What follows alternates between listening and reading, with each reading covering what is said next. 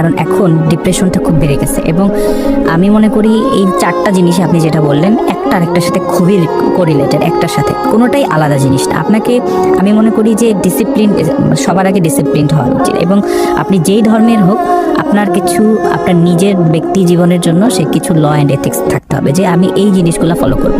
একসাথে সব কিছু, এটা এক একজনের ক্ষেত্রে এক এক রকম, তবে সবগুলোই তো পড়াশোনা।